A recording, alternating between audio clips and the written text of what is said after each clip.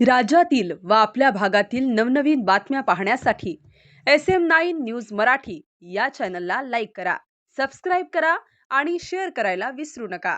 नमस्कार, SM9 news Marathi या चॅनलमध्ये आपले सर्वांचे स्वागत आहे.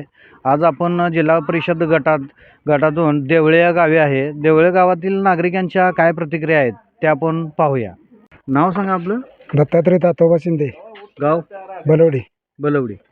मग आता तुम्ही बलवडीच आहे, आता इथे देवळ्यामध्ये आहे. बरोबर काय आहे. एकंदरीत काय वातावरण आहे इथे इलेक्शन? एकंदरीत वातावरण आघाडीचं चांगलं आहे.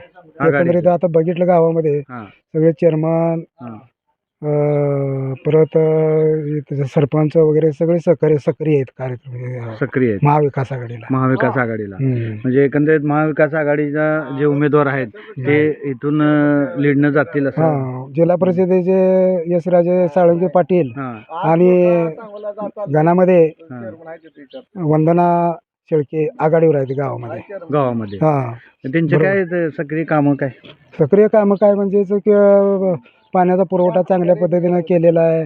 परत सार्वजनिक कामं इतर चांगल्या पद्धतीने त्यांनी केलेले आहेत. आणि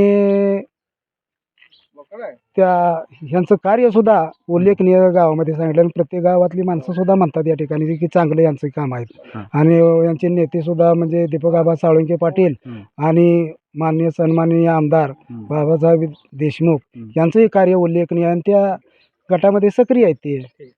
धन्यवाद. नाव काय आपलं? रमेश नकादे, गाव अकोला. आता अकोल्यामधून तुम्ही आता इथे देवळ्यामध्ये आहे. हो. देवळ्यातली काय इलेक्शन परिस्थिती आहे उमेदवारांची? देवळ्यातले यशदादा आणि वंदना शेळके एक नंबरनं जाणार निवडून.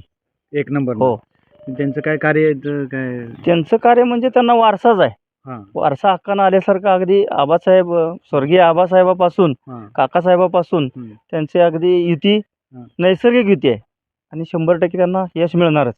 धन्यवाद. नमस्कार. नाव सांगा आपलं. राजेंद्र माळी, गाव देवळे.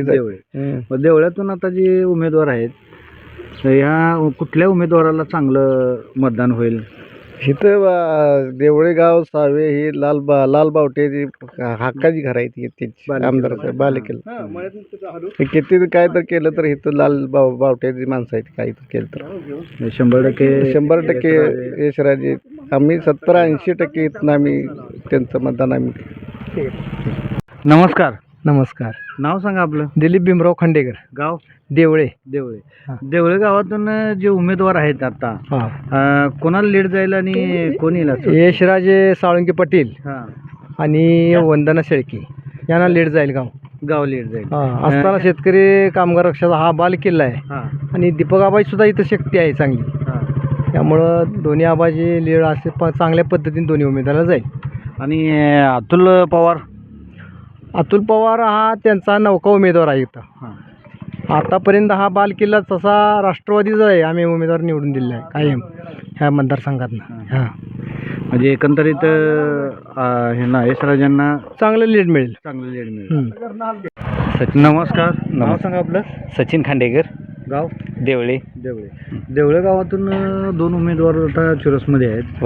तर ह्या दोन्हीपैकी कोणाला मतदान होईल जास्त?